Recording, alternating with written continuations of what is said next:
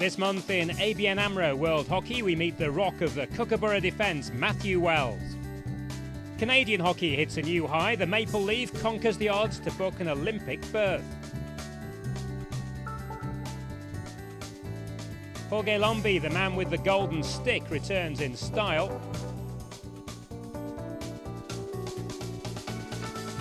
Tracking success, how technology is pushing the boundaries of excellence. And there's action from the Dutch League finals.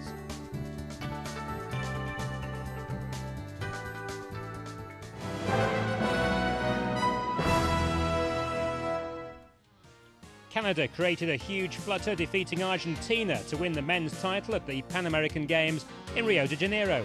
After the teams were locked at 2-all regulation time, the game went to penalties, where Canadian goalkeeper Mike Mahoud stopped Jorge Lombi's stroke, and Wayne Fernandez then put the issue beyond doubt to clinch Canada's Olympic spot. Argentina, though, did win the women's title, defeating the USA 4-2 and securing their spot in Beijing. Luciana Aymar was declared the player of the tournament. Netherlands Antilles finished third after beating Chile 2-1, and Canada were fifth. Meanwhile, in Nairobi, South Africa reigned supreme in the African Olympic qualifiers. They won both the men's and women's titles. The men were made to work hard by Egypt before winning 2-1, and host Kenya won the bronze, defeating Ghana 3-2. South Africa had a much easier time in the women's section, where they outplayed Kenya 5-0 to book their Olympic berth, and Ghana finished third. Inspirational Aussie striker Michael McCann has announced his retirement from international hockey. The 29-year-old from New South Wales made his debut in 2001 and quickly established himself as one of the key members of the Kookaburra squad that went on to win Olympic gold in Athens. England's men completed a memorable double in friendlies against Spain. After winning the first test 3-2 in Manchester, they went one better, winning the second 3-1 with 2 goals from James Tindall and 1 from Richard Mantell. Germany dominated their 2-match test series against neighbours Holland. They won the opening match 5-1, the second ended 2-all. The result provides a lot of food for thought for Dutch coach Roland Altmans as he gears his side up for the European Nations Cup.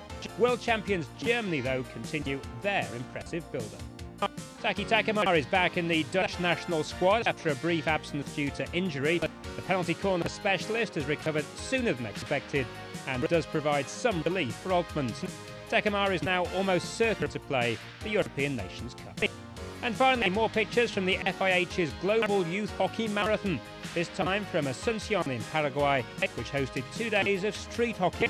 With several kids participating in the activities, hockey looks certain to gain a foothold in this corner of South America.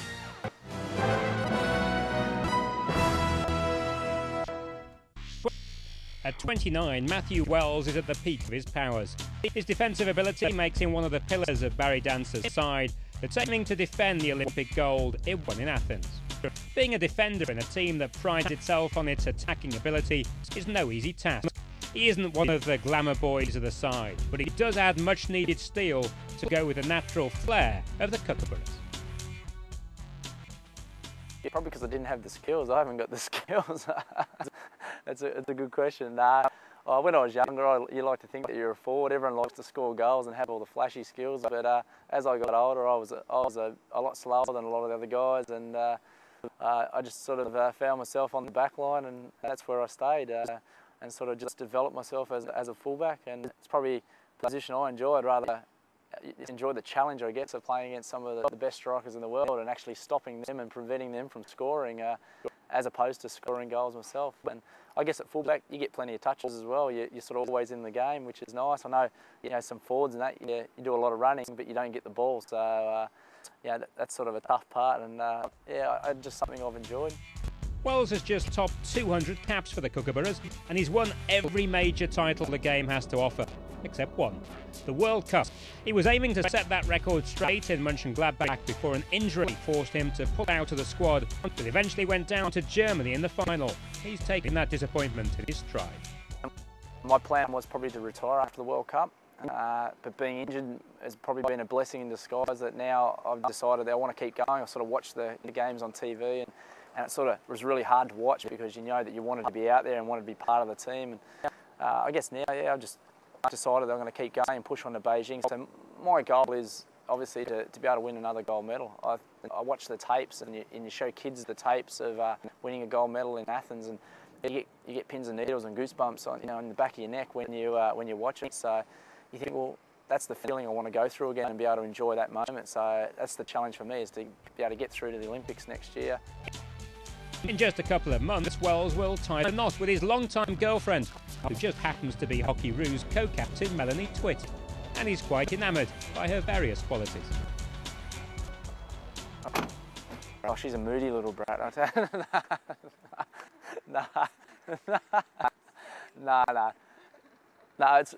you.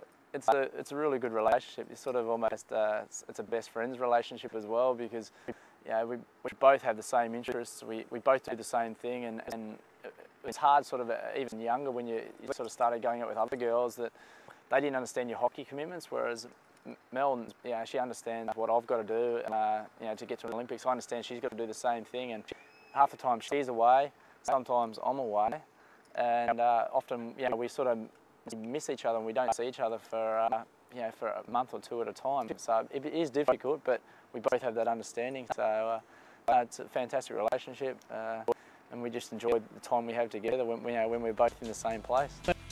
And Melanie is suitably gushing about her. One thing that most people describe Matt as is very personable, friendly, seems to get along with everyone. Can walk into a room and meet total strangers, and by the end of the night be their best mate. He doesn't mind a chat with anyone. So I guess, that's because he's such an easygoing bloke, I suppose. And I would say typical Aussie bloke. Do you know what they're like? Likes their beer, likes their mates, likes their footy. So he's not a bad catch. At the end of the Beijing Olympics, Wells will be just 30 and would still have a lot to offer the game. But he's decided a second Olympic gold would be the ideal way for him to pull down the curtains on what's already a glittering career. After the Olympics, that's it for me. I'm definitely retiring. I think it's time for some new, fresh talent to come through and take over. And like I said, I'm getting older now, and idea would be just to move on in life, have a bit of a break from hockey, get away from it, and sort of become family orientated. Look to sort of have a family of my own and settle down here in Brisbane. Before he settles down, though, Wells still has a few goals to achieve, like getting a goal in open play. That was good enough to get past Stephen Lambert.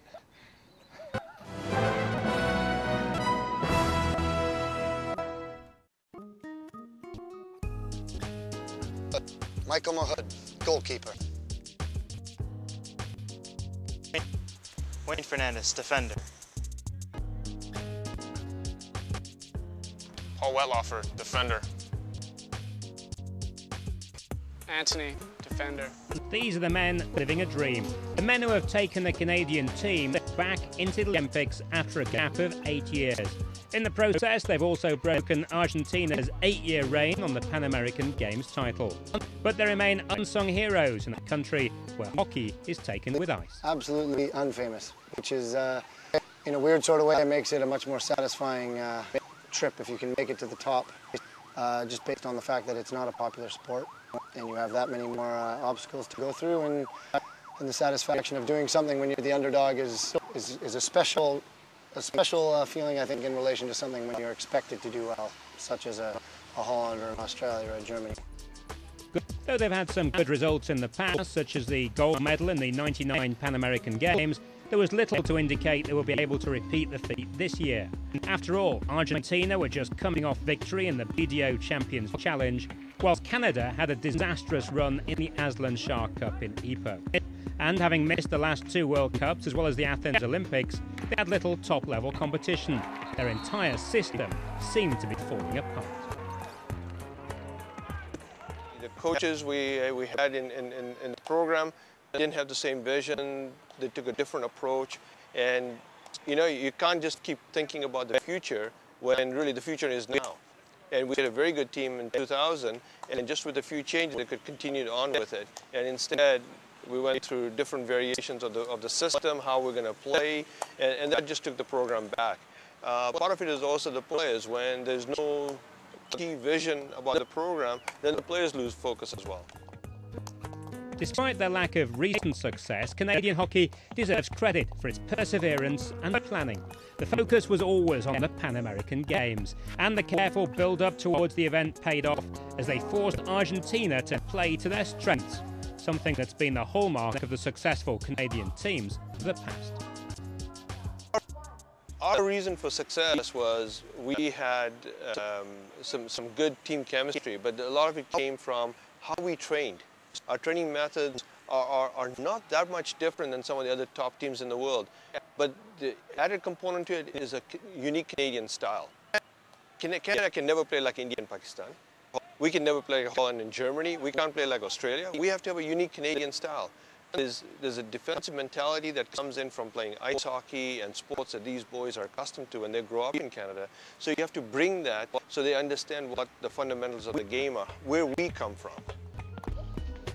Now, with their primary objective, Olympic qualification, already achieved, Canada can afford to concentrate on building towards Beijing. Their strength, as always, lies in their defence, superbly marshalled by Captain Mike Mahood, rated one of the finest goalkeepers in the world. All they need now is some more penetration, and they could be the surprise package of the Olympics. They've never finished higher than 10th. Improving on that will be their main target.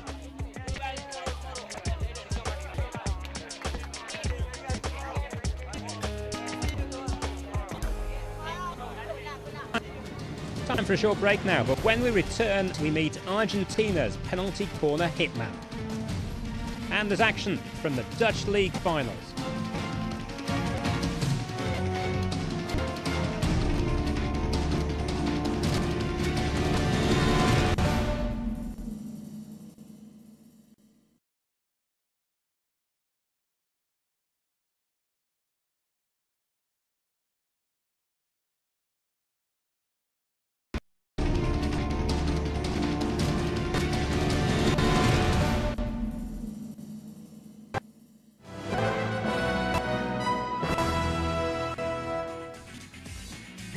World champions Germany stay on top of the men's FIH World Rankings, but are now just 33 points ahead of Olympic champions Australia.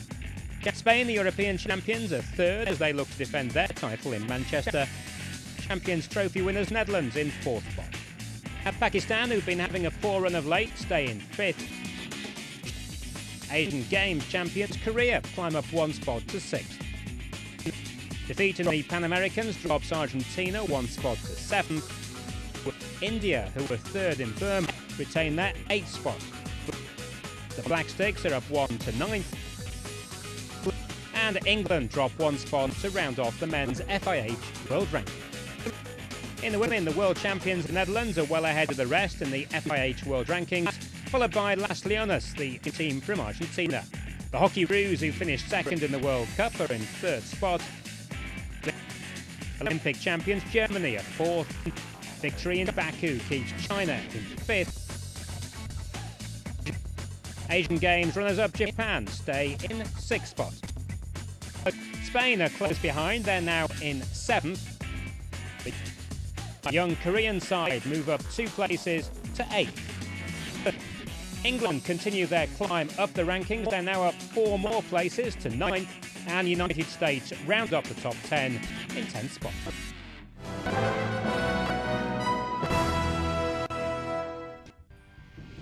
It was the stuff that fairy tales are made of. An ageing superstar dropped from the national team, written off by everyone, offered one final stab at redemption. And then the riposte, a hat-trick in the final to take his side to one of the biggest victories they've had in recent times. A fitting answer to those who said he was too old to still succeed in modern hockey. The perfect script, the perfect hero. Argentina's little genius, Jorge Lombi. The prize, the Champions Challenge in Birmingham, and a place in next year's Champions Trophy.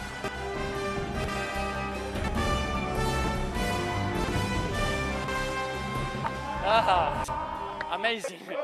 There's no possibility to say in words. It's just a feeling that you are happy.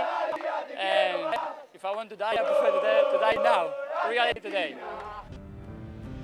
Having been dropped by coach Sergio Verhil after the 2006 Aslan Shah Cup, Lombi was forced to watch from the sidelines as Argentina finished last in the Terrassa Champions Trophy and then a disappointing 10th at the BDO World Cup in Mönchengladbach. Having scored well over 300 goals in a glittering 16-year career, Lombi would have been forgiven for not submitting to any further humiliation and just calling it a day. But the man who sports number 13 is not made for bad luck.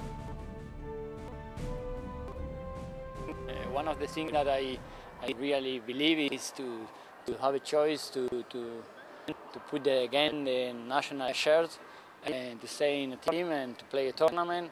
When I saw my team in Germany last year in the World Cup, I saw the last two games against Japan and India, I think. I really dream in myself. I want to play again. I want to really enjoy my end of my career, international career. I scored a lot of goals and I really want to play again. So that's really the key point in my life, to believe in that I can score a goal again. Though a striker, Lombi has generally been recognised more for his power and his accuracy from the top of the penalty corner circle. It's a skill he's worked hard to perfect, and the drive to continue improving is still very much in evidence. For me, the most important thing in the life is to training and to believe in myself. When the coach decides that I'm not fit to play the Champions Trophy and the World Cup last year, I forget, I turn the page and I continue in my life. I play in the Club de Campo last season in Spain, and I'm training very hard because I believe in myself and I believe that I have the choice to one day return with this coach or with another coach. So the most important thing is to believe in myself and to training. I'm 35, of course. I can't play all the minutes, of course. I have another things that I can bring to my country. Lombi's first goal in Bern came from nearly his first touch of the tournament. A magnificent drag flick that gave English goalkeeper James Fair no chance at all. I feel very happy that they take the first penalty corner and score a goal. A wonderful goal, an important goal, because we were 1-0 down. And shortly after that came his second, a brilliant piece of opportunism inside the circle. I didn't see the ball really. I promise I didn't see. I just only put my stick down and yeah. The ball was perfect from Gilardi, so it was a wonderful goal, and I didn't believe that I touched the ball. That match was to set the tone for what was to follow, as Lombi, brought out of exile by a coach who had considered him over the hill not so long ago, provided the spark that ignited Argentina to victory. Now, the question is, will Argentina's talisman be around till Beijing?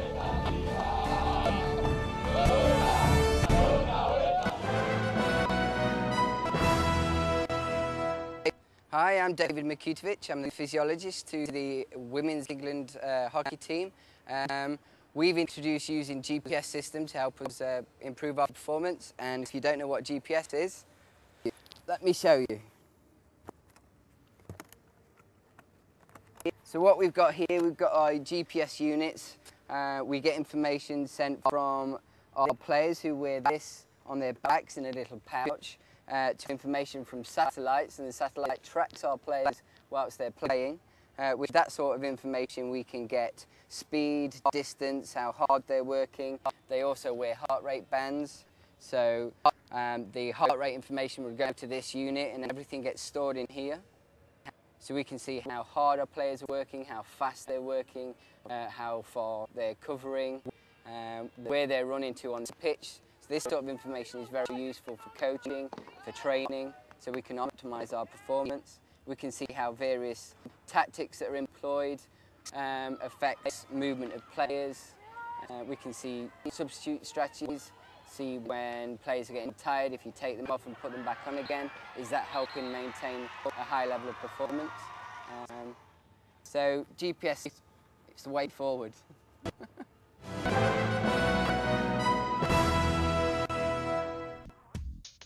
The Dutch league is widely considered to be the best in the world. With the top players in the world on display and capacity crowds watching them, finals week was packed with high-quality action. The women's finals playoff pitted Den Bosch in green and yellow against Amsterdam. Both sides had won one game apiece. It was all down to the decider. With both teams looking to play it safe, there were few opportunities until Den Bosch broke the deadlock in the 59th minute through Dirkse van den Heuvel, who pushed home following a penalty corner variation.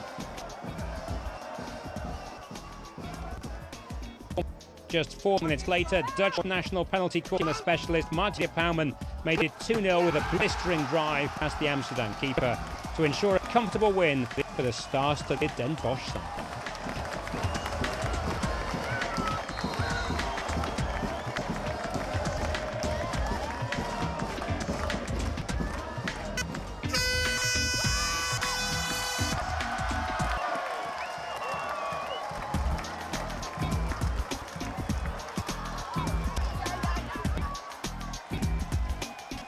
The men's final pitted HGC in blue against the dream team, Bloemendaal in orange.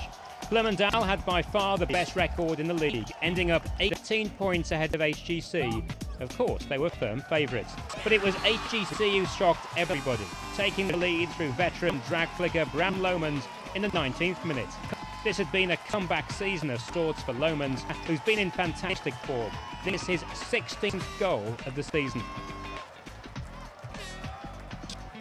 Just 4 minutes into the second half, a magnificent pass out of defence by Philip Zeller found his brother Christopher unmarked inside the HGC circle. And he did all the hard work, leaving World Player of the Year Ton de Nooijen with a simple tap-in to make it 1-1.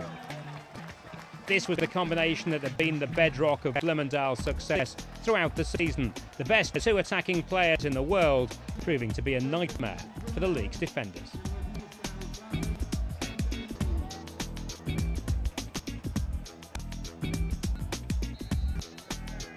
Christopher Zeller then made it 2-1, a powerful drag flick, leaving Gus Vogels floundering. It's been a familiar sight this season, with this being the German's 45th goal in just 23 matches, and it re-emphasised his emergence as arguably the best drag flicker on the planet.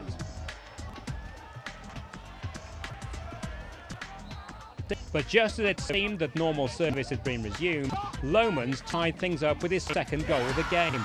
Another withering short corner, giving Jout Stockman no chance. The game was headed for extra time.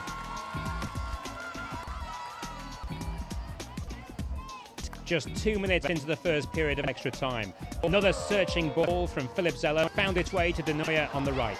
His cross eventually fell to an unmarked Christopher Zeller on the top of the circle, and the FIH World Young Player of the Year made no mistake, sealing Game 1 of the final playoffs 3-2.